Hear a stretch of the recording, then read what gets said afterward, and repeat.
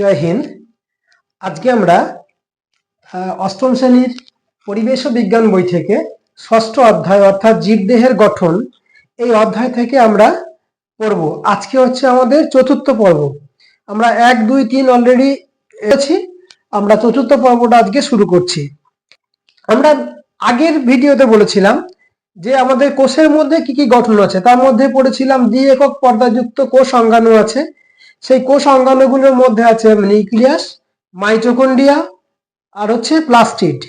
তো নিউক্লিয়াস সম্পর্কে আলোচনা করেছিলাম যে নিউক্লিয়াসের মধ্যে নিউক্লিয়াস হচ্ছে একটা দ্বি একক পর্দাযুক্ত অঙ্গাণু যা কোষের মধ্যে অবস্থান করে। এর মধ্যে 4টি অংশ থাকে। একটা হচ্ছে নিউক্লিওলাস, নিউক্লিওজালক, নিউক্লিওলাস, নিউক্লিওপ্লাজম আর হচ্ছে নিউক্লিয় পর্দা বা নিউক্লিয় আবরণী। এই 4টে অংশ নিয়ে গঠিত হচ্ছে নিউক্লিয়াস। তো এই নিউক্লিয়াসের উপর ভিত্তি করে আমরা কোষকে দুভাগে ভাগ করতে পারি। কিরকম? কোষ আমরা নিউক্লিয়াসের উপর ভিত্তি করে, অ্যাকর্ডিং টু নিউক্লিয়াস, আমরা কোষকে দুভাগে ভাগ করতে পারি। নিউক্লিয়াসের উপর ভিত্তি করে আমরা কোষকে দুভাগে ভাগ করতে পারি। একটা হচ্ছে প্রোক্যারিওটিক কোষ আর একটা হচ্ছে ইউক্যারিওটিক কোষ। তো একটু আমরা ইংরেজিতে লিখি। এটাকে আমরা বলছি প্রোক্যারিওটিক। প্রো কথার মানে হচ্ছে প্রিমিটিভ। প্রো কথাটির মানে হচ্ছে প্রিমিটিভ, মানে হচ্ছে আদি। আর ক্যারিয়ন কথার মানে হচ্ছে নিউক্লিয়াস। ক্যারিয়ন কথার মানে হচ্ছে নিউক্লিয়াস। এখানে স্পষ্ট কাকে বলে প্রোক্যারিওটিক কোষ? না, যে কোষে নিউক্লিয়াসটি আদি প্রকৃতির, অর্থাৎ নিউক্লিয়াসটি সুগঠিত নয়। সুগঠিত নয় মানে কি? মানে নিউক্লিয়াসের মধ্যে 4টি অংশ ছিল, নিউক্লিয় আবরণী, নিউক্লিওলাস, নিউক্লিয় জালক এবং নিউক্লিয় প্লাজম, যে 4টি অংশ ছিল সেই 4টি অংশ কিন্তু সুস্পষ্টভাবে দেখা যায় না। তাদের আমরা বলতে পারি প্রোক্যারিওটিক কোষ। আর যে সকল কোষের নিউক্লিয়াসটি সুগঠিত, অর্থাৎ যে কোষের নিউক্লিয়াসটি সুগঠিত, তাদের আমরা বলতে পারি ইউক্যারিওটিক কোষ। যেমন এখানে ইউক্যারিওটিক, ইউ কথাটার মানে হচ্ছে ট্রু। ট্রু মানে হচ্ছে প্রকৃত। আর ক্যারিয়ন মানে তো নিউক্লিয়াস, আমরা বলেছি ক্যারিয়ন মানে হচ্ছে নিউক্লিয়াস। তো ইউক্যারিয়ন মানে প্রকৃত নিউক্লিয়াস, অর্থাৎ নিউক্লিয়াস সুগঠিত নিউক্লিয়াস যুক্ত কোষ, বা তাকে আমরা বলতে পারি ইউক্যারিওটিক কোষ। তাহলে প্রোক্যারিওটিক কোষ বা আদি নিউক্লিয়াস যুক্ত কোষ, ইউক্যারিওটিক কোষ বা আদর্শ নিউক্লিয়াস যুক্ত কোষ। একে আমরা অন্য নামে বলতে পারি আদি নিউক্লিয়াস যুক্ত কোষ, আর একে আমরা বলতে পারি আদর্শ নিউক্লিয়াস যুক্ত কোষ। তাহলে আমরা কোষের দুটো ভাগ দেখতে পেলাম। আমাকে বলে দিচ্ছি, যে কোষের নিউক্লিয়াসটি সুগঠিত নয় তাদের আমরা বলছি আদি নিউক্লিয়াস যুক্ত কোষ, আর যে কোষের নিউক্লিয়াসটি সুগঠিত তাদের আমরা বলছি আদর্শ নিউক্লিয়াস যুক্ত কোষ। আদর্শ নিউক্লিয়াস যুক্ত কোষের উদাহরণ কি হবে? যেমন হচ্ছে মানুষ, পাখি, ব্যাঙ, গরু, ঘোড়া, যা কিছু দেখতে পাচ্ছি সবই মোটামুটি আদর্শ নিউক্লিয়াস যুক্ত কোষ। এগুলো হচ্ছে এর উদাহরণ। আর আদি নিউক্লিয়াস যুক্ত কোষের উদাহরণ কি হবে? যেমন হচ্ছে ব্যাকটেরিয়া, নীলাভ সবুজ শৈবাল। শৈবাল আমরা আগেই পড়েছিলাম, শৈবাল মানে শ্যাওলা, নীলাভ সবুজ শৈবাল মানে ব্লু গ্রিন অ্যালগি বলা হয় একে। এইগুলো হচ্ছে প্রোক্যারিওটিক কোষ, এগুলো হচ্ছে ইউক্যারিওটিক কোষ। এরপরে আমরা এই প্রোক্যারিওটিক কোষের সাথে ইউক্যারিওটিক কোষের পার্থক্য দেখব। একটু লিখে নাও যদি কোনো ইয়ে থাকে। কাকে বলবো প্রোক্যারিওটিক কোষ, কাকে বলবো ইউক্যারিওটিক কোষ? দেখি আমরা। প্রো কথার মানে হচ্ছে প্রিমিটিভ। প্রো কথার মানে হচ্ছে প্রিমিটিভ। পার্থক্য লিখতে গেলে আমরা কিভাবে লিখি? না, একটা ঘর করি। এদিকে হচ্ছে প্রোক্যারিওটিক কোষ, এদিকে হচ্ছে ইউক্যারিওটিক কোষ। দেখো পার্থক্য, প্রোক্যারিওটিক কোষের পার্থক্য কি বলবো, মানে প্রথম পয়েন্ট কি দেবো, প্রোক্যারিওটিক কোষে সুনির্দিষ্ট পর্দা ঘেরা কোনো নিউক্লিয়াস থাকে না, অর্থাৎ নিউক্লিয়াসটি হচ্ছে আদি প্রকৃতির, বলতে পারি প্রকৃত নিউক্লিয়াস অনুপস্থিত। আর এখানে প্রকৃত নিউক্লিয়াস থাকে। আর দেখি যে কোষের মধ্যে আমরা যে কোষ অঙ্গাণুগুলো দেখেছিলাম, সেই কোষ অঙ্গাণুগুলো পর্দা ঘেরা। এর মধ্যে যে কোষ অঙ্গাণুগুলো থাকে সেগুলো পর্দা ঘেরা কোষ অঙ্গাণু থাকে না, প্রোক্যারিওটিক কোষে থাকে না, কোষ অঙ্গাণু থাকে না। এখানে কি লিখবো, পর্দা ঘেরা কোষ অঙ্গাণু থাকে। আর একটা পয়েন্ট জাস্ট তোমরা জেনে রাখো, এটা এদের মধ্যে যে রাইবোজোম থাকে, এটা জাস্ট এখন জেনে রাখো, আমরা একটু পরে রাইবোজোম পড়বো আমরা। এদের মধ্যে যে রাইবোজোম থাকে সেই রাইবোজোমটা হচ্ছে 70S প্রকৃতির, এটা একদম খালি জেনে রাখো, রাইবোজোম 70S প্রকৃতির। আর এদের মধ্যে যে রাইবোজোম থাকে সেই রাইবোজোমটা হচ্ছে 80S প্রকৃতির। রাইবোজোমটা কেমন, 80S প্রকৃতির। এদের 70S প্রকৃতির, এদের 80S প্রকৃতির। আচ্ছা, আরো অনেক পার্থক্য আছে, একটা পার্থক্য দিয়ে দিই আমরা। একটা হচ্ছে এদের যে কোষ প্রাচীর ছিল, প্রোক্যারিওটিক কোষের কোষ প্রাচীর, এর প্রধান উপাদান হচ্ছে পেপটাইডোগ্লাইকান। কোষ প্রাচীরের প্রধান উপাদান কি ছিল, আগের দিন আমরা পড়েছিলাম হয়তো, যে কোষ প্রাচীর গঠিত হয় নির্জীব যেহেতু সেলুলোজ দ্বারা গঠিত, এদের কোষ প্রাচীরের উপাদান হচ্ছে পেপটাইডোগ্লাইকান। যে কোষ প্রাচীরের প্রধান উপাদান হচ্ছে, মানে কোষ প্রাচীরে পেপটাইডোগ্লাইকান থাকে। আর এদের কোষ প্রাচীরের উপাদান কি, কোষ প্রাচীর সেলুলোজ দ্বারা গঠিত। তাহলে পার্থক্যটা একবার লিখে নাও, প্রোক্যারিওটিক কোষ ইউক্যারিওটিক পার্থক্য আমি আরেকবার রিপিট করছি। প্রোক্যারিওটিক কোষের প্রকৃত নিউক্লিয়াস থাকে না বা অনুপস্থিত, এর প্রকৃত নিউক্লিয়াস থাকে। প্রোক্যারিওটিক কোষের পর্দা ঘেরা কোষাঙ্গাণু থাকে না, এদের মধ্যে কোষাঙ্গাণুগুলো পর্দা ঘেরা থাকে। যদিও সেন্ট্রোজোম রাইবোজোম আমাদের পর্দাবিহীন, তবুও আমরা বলছি যে পর্দা ঘেরা, বাকি সবই তো পর্দা ঘেরা, কিন্তু এখানে কোনো কিছুই পর্দা ঘেরা নয়। আর এদের মধ্যে যে রাইবোজোম আছে, এইটা মনে রাখবে খালি, এদের রাইবোজোমটা 70S প্রকৃতির, এদের রাইবোজোমটা 80S প্রকৃতির। এদের বলতে কাদের, ইউক্যারিওটিক কোষের রাইবোজোমটা 80S প্রকৃতির। আর প্রোক্যারিওটিক কোষের পেপটাইডোগ্লাইকান দ্বারা কোষ প্রাচীরটা গঠিত, আর এদের কোষ প্রাচীরটা সেলুলোজ দ্বারা গঠিত।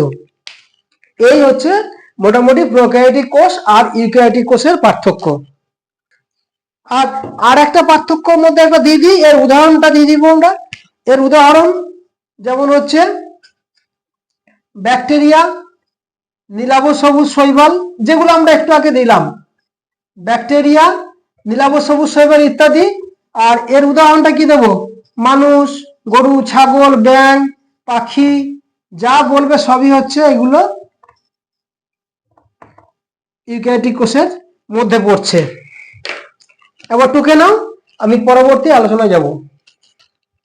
এরপর আমরা আরো কিছু কিছু যে কোষ অঙ্গাণুগুলোর নাম শুনেছি সেইগুলো নিয়ে আলোচনা করব। কোনগুলো না, একক পর্দাযুক্ত কোষ অঙ্গাণুগুলো কি পড়েছিলাম, একটা হচ্ছে এন্ডোপ্লাজমিক জালিকা, গলগি বডি, একক পর্দাযুক্ত অঙ্গাণু। আর যে একক পর্দাগুলো তো আলোচনা করলাম, নিউক্লিয়াস, মাইটোকন্ড্রিয়া, প্লাস্টিড আলোচনা করলাম। আর এখানে একক পর্দাযুক্ত মধ্যে প্রথম আসছে আমাদের এন্ডোপ্লাজমিক রেটিকুলাম, সংক্ষেপে ER, that is endoplasmic reticulum. কি বলবো না, এই যদি আমার একটা কোষ হয়, এই একটা কোষ, এটা নিউক্লিয়াস, তো এই কোষ, এটা কি বলা হয়, কোষ পর্দা বা প্লাজমা পর্দা বলি আমরা। এই কোষ পর্দা থেকে নিউক্লিয়ার পর্দা পর্যন্ত একটা নলাকার গঠন দেখতে পাওয়া যায়, এদের আমরা বলতে পারি এন্ডোপ্লাজমিক রেটিকুলাম। তাহলে সংজ্ঞা কি বলবো, সংজ্ঞা হচ্ছে সেই কমন সংজ্ঞাটা মনে রাখো, যে কোষের সাইটোপ্লাজমে, এটা সব কোষের সাইটোপ্লাজমে কোষ পর্দা থেকে নিউক্লিয়ার পর্দা পর্যন্ত বিস্তৃত পর্দাযুক্ত যে কোষ অঙ্গাণু কোষের সাইটোপ্লাজমকে কি করেছে, কতগুলো অসম্পূর্ণ প্রকোষ্ঠে বিভক্ত করেছে, তাদের আমরা বলতে পারি এন্ডোপ্লাজমিক রেটিকিউলাম। আমরা মোজাইক মেঝে দেখেছি, মোজাইক মেঝে সেই মাঝখানে দাগ টাগ গুলো দেখা যায় না, এরকম মোজাইক মেঝে যেরকম দাগ দেখা যায়, এরকম দাগ দেখা যায় না, সেই মেঝেটাকে কতগুলো ভাগে ভাগ করেছে, তেমনি এন্ডোপ্লাজমিক রেটিকিউলাম এরকম আমাদের সাইটোপ্লাজমটাকে কতগুলো ভাগে ভাগ করেছে। এন্ডোপ্লাজমিক রেটিকুলাম তাহলে কি? পর্দাযুক্ত কোষাঙ্গাণু, পর্দাযুক্ত কোষাঙ্গাণু যা কোষের কোষ পর্দা থেকে নিউক্লিয়ার পর্দা পর্যন্ত বিস্তৃত, যা সাইটোপ্লাজমে কতগুলো প্রকোষ্ঠে ভাগ করেছে। এই পর্দাগুলোর বাইরে অনেক সময় রাইবোজোম যুক্ত থাকে। তো এই রাইবোজোমের উপর ভিত্তি করে ঠিক এরকম নলাকার দেখতে, এগুলো ঠিক এরকম দাগ দেখাচ্ছে, ঠিক এগুলো নলাকার দেখতে, এরকম নলের মতো, এখান থেকে বিভক্ত করলো, এরকম বিভক্ত করলো, এরকম নলের মতো হচ্ছে গঠন হচ্ছে আমাদের এন্ডোপ্লাজমিক রেটিকুলাম। তো এই এন্ডোপ্লাজমিক রেটিকুলামের গায়ে অনেক সময় রাইবোজোম থাকে। এটাও এখন জানতে হবে, রাইবোজোমটা কি আমি একটু পরে আলোচনা করছি। রাইবোজোম থাকে, রাইবোজোম থাকার জন্য কি হয়,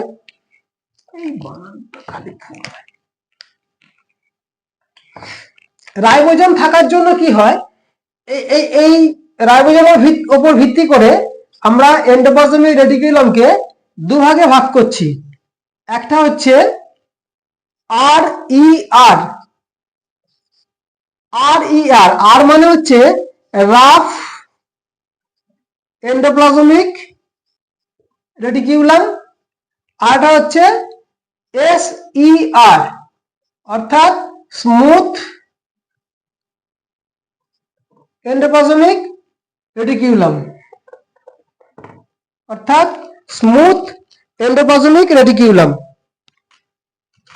বোঝা গেল? তাহলে যদি এন্ডোপ্লাজমিক রেটিকুলামের গায়ে যদি আমাদের রাইবোজোম গুলো থাকে, তখন এন্ডোপ্লাজমিক রেটিকুলাম গুলো রাফ হয়। রাফ মানে কি?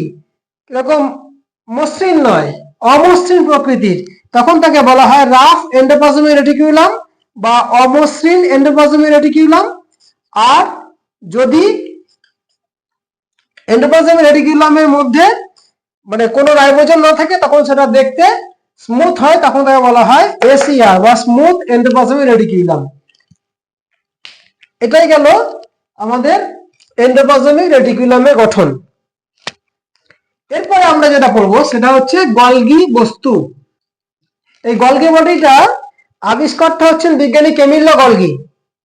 তো গলগি বস্তু কিরকম দেখতে? গলগি বস্তু হচ্ছে কোষের নিউক্লিয়াসের কাছাকাছি এরকম চ্যাপ্টা থলির মতো কতগুলো যে গঠন দেখা যায়, চ্যাপ্টা থলির মতো গঠন দেখা যায়। এই চ্যাপ্টা থলির মতো গঠন, এটা একটা বৈশিষ্ট্য, এটা পরস্পরের সমান্তরালে অবস্থান করে, প্যারালালি সমান্তরালে অবস্থান করে। এদের আমরা বলতে পারি গলগি বস্তু। এবার এর কাজ কি? এর কাজ হচ্ছে এরা কোষ মধ্যস্থ বিভিন্ন বস্তু মানে কি উৎসেচক, হরমোন ইত্যাদি কোষ মধ্যস্থ বিভিন্ন বস্তুর, যেমন হচ্ছে উৎসেচক, হরমোন, এদের ক্ষরণে সহায়তা করে, এদের ক্ষরণে সহায়তা করে। আর কি করে? আর কি করে?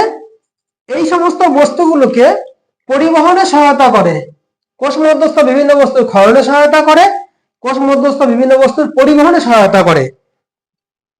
আর আগে আমরা দেখেছিলাম এন্ডোপ্লাজমিক রেটিকুলাম, এই এন্ডোপ্লাজমিক রেটিকুলাম থেকে গলগি বডি সৃষ্টি হয়। এটা একটু মনে রাখবে, এন্ডোপ্লাজমিক রেটিকুলাম থেকে গলগি বডি সৃষ্টি হয়। তাহলে গলগি বস্তুর সংজ্ঞা কি বলবো না, কোষের নিউক্লিয়াসের কাছাকাছি অবস্থিত চারটা থলির মতো যে অঙ্গ কোষ মধ্যস্থ বিভিন্ন বস্তুর ক্ষরণ ও পরিবহনে অংশগ্রহণ করে, তাদের আমরা বলতে পারি গলগি বস্তু বা গলগি বডি। এরপরে আলোচনা লাইসোজোম। কাকে বলে লাইসোজোম? আমরা পড়েছি, লাইসোজোমের নামটা শুনেছি তো। লাইসোজোম কি? কোষের গলগি বস্তু থেকে উৎপন্ন হয়। গলগি বস্তু থেকে উৎপন্ন যে সকল অঙ্গাণু, একটা বলি খাদ্যকে হজম করা, খাদ্যকে হজম করা এক নম্বর কাজ। 2 নম্বর কাজ হচ্ছে জীবাণুদের মেরে ফেলা। আর হচ্ছে জীর্ণ কোষদের ধ্বংস করা। যে গলগি বস্তু থেকে উৎপন্ন যে সকল কোষ অঙ্গাণু খাদ্যকে হজম করতে, জীবাণুদের মেরে ফেলতে এবং জীর্ণ কোষদের ধ্বংস করতে সহায়তা করে, তাদের আমরা বলতে পারি লাইসোজোম। এবার লাইসোজোমের মধ্যে এরকম থলির মতো অঙ্গাণু এদের মধ্যে থাকে উৎসেচক পূর্ণ থাকে, যে কারণে এরা যে কোষের মধ্যে থাকে সেই কোষকে এরা খেয়ে ফেলতে পারে, সেই কোষকে এরা ধ্বংস করতে পারে। এই ধর্মের জন্য লাইসোজোমের একটা নামকরণ করা হয়েছে। কি নাম দেওয়া হয়েছে? এদের বলা হয় আত্মঘাতী, এদের বলা হয় আত্মঘাতী থলি।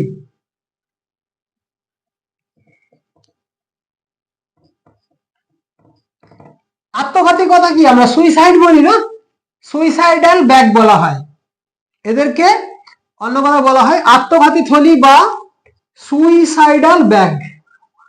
তাহলে প্রশ্ন আসতে পারে আত্মঘাতী থলি কাকে বলা হয়? উত্তর হবে লাইসোজোম। সুইসাইডাল ব্যাগ কাকে বলা হয়? উত্তর আসবে লাইসোজোম। এরপর আমরা পড়ব আর একটা কোষ অঙ্গাণু। আমরা কিন্তু একের পর এক প্রত্যেকটি কোষ অঙ্গাণুকে আমরা জাস্ট জেনে জেনে যাচ্ছি, যেটা হচ্ছে রাইবোজোম। আমি আগে বললাম না, একটু পরেই বলবো আমরা রাইবোজোম সম্পর্কে। এবার আসছি রাইবোজোম। একটু মনে করে দেখো তো, আমরা যখন কোষ অঙ্গাণুগুলো পড়ছিলাম তখন বলেছিলাম যে দুটো কোষ অঙ্গাণু আছে যাদের কোনো পর্দা থাকে না, তাদের মধ্যে একটা অন্যতম হচ্ছে রাইবোজোম, যেটা পর্দাবিহীন। তাহলে বলবো কোষের সাইটোপ্লাজমে অবস্থিত পর্দাবিহীন যে অঙ্গাণু প্রোটিন সংশ্লেষ করতে সহায়তা করে তাদের আমরা বলতে পারি রাইবোজোম। তাহলে এর কাজ কি? কাজ হচ্ছে প্রোটিন সংশ্লেষ করা। এছাড়া এরা নতুন কোষ উৎপন্ন করতে সহায়তা করে। আর কি করে? আর কোষের ক্ষয়পূরণে সহায়তা করে। সংজ্ঞা কি বললাম? যে রাইবোজোম কোষের সাইটোপ্লাজমে অবস্থিত পর্দাবিহীন অঙ্গাণু। তাহলে সাইটোপ্লাজমে ছড়িয়ে থাকে, এর অবস্থান কোথায়? এইটা একটু মাথায় রাখবে, এইটা একটু জানতে হবে আমাদের অবস্থান কোথায়। এক নম্বর বললাম কোষের সাইটোপ্লাজমে। কোথায় বললাম? কোষের সাইটোপ্লাজমে। কোষের সাইটোপ্লাজমে অবস্থান করে। কিন্তু কিছু কিছু কোষ অঙ্গাণুর ভেতরেও কিন্তু আমরা দেখতে পাই এই রাইবোজোমকে। যেমন আমরা কালকেই পড়ছিলাম মাইটোকন্ড্রিয়া, আগের দিন পড়লাম না মাইটোকন্ড্রিয়া। মাইটোকন্ড্রিয়া দেখেছিলাম আমরা ভেতরে কৃষ্টির মধ্যে কতগুলো টেনিস র্যাকেটের মতো দানা থাকে না, সে মাইটোকন্ড্রিয়ার ভেতরে রাইবোজোম অবস্থান করে। এছাড়া তাহলে প্লাস্টিডের ভেতরে, মাইটোকন্ড্রিয়ার ভেতরে আর কোথায় বলতে পারি? যেমন এন্ডোপ্লাজমিক রেটিকুলাম ছিল, তার বাইরে রাফ এন্ডোপ্লাজমিক রেটিকুলাম যেগুলো ছিল, সরি এটা গলগি বডি ছুঁয়ে গেল, এন্ডোপ্লাজমিক রেটিকুলাম যেগুলো ছিল তার বাইরে দানা দানা অংশ দেখতে পেয়েছিলাম। তাহলে এন্ডোপ্লাজমিক রেটিকুলামের পর্দার বাইরে, নিউক্লিয় পর্দার বাইরে অবস্থান করে। আর মাইটোকন্ড্রিয়ার ভিতরে, প্লাস্টিডের ভিতরে এই রাইবোজোমের অবস্থান। আর কাজটা মনে রাখবে, প্রোটিন সংশ্লেষ করা, নতুন কোষ উৎপন্ন করা এবং কোষের ক্ষয়পূরণ করা। আর একটা কোষ অঙ্গাণু বাকি রয়ে গেল, সেটা কি বলতো? সেটা হচ্ছে সেন্ট্রোজোম। আমরা পড়েছিলাম সেন্ট্রোজোম আর রাইবোজোম হচ্ছে পর্দাবিহীন। তো সেন্ট্রোজোম কাকে বলে? এটা কোষের সাইটোপ্লাজমে অবস্থিত যে সকল অঙ্গাণু প্রাণী কোষ বিভাজনে অংশগ্রহণ করে তাদের আমরা বলতে পারি সেন্ট্রোজোম। আরেকবার শুনে নিন, কোষে না বলে এখানে আমরা বলবো প্রাণী কোষের সাইটোপ্লাজমে, আর একটু বলি নিউক্লিয়াসের কাছাকাছি অবস্থিত। প্রাণী কোষের সাইটোপ্লাজমে এই নিউক্লিয়াসের কাছাকাছি অবস্থিত যে অঙ্গাণু কোষ বিভাজনে সহায়তা করে। কিরকম? কোষ বিভাজনে সহায়তা করে, এই অঙ্গাণুকে বলা হয় সেন্ট্রোজোম। আর সেন্ট্রোজোমের মাঝখানে যে দুটো অংশ থাকে তাদের বলা হয় সেন্ট্রিওল। এই দুটোকে বলা হয় সেন্ট্রিওল, এটাকে বলা হয় সেন্ট্রোজোম। তার মানে সেন্ট্রিওল গুলো নিয়ে সেন্ট্রোজোম গঠিত হয়েছে। একটু বড় হয়ে আমরা দেখবো সেন্ট্রোজোম সেন্ট্রিওল বিন্দু মতো দেখতে হয়, যদি আমরা অন্যভাবে দেখি, 3D স্ট্রাকচার দেখি, তাহলে দেখবো সেন্ট্রিওল এরকম অনেকগুলো নলাকার গঠন, এরকম চারিদিকে নল নল গঠন আর কি, আর ভেতরে এরকম নলাকার গঠন, এটা হচ্ছে সেন্ট্রিওলের গঠন। আচ্ছা, এর কাজটা বলা হলো না। সেন্ট্রোজোমের কাজ হচ্ছে প্রাণীকোষ বিভাজনে অংশগ্রহণ করে, প্রাণীকোষ বিভাজন। আচ্ছা, এটা একটা অনেক বড় চ্যাপ্টার, কোষ বিভাজন।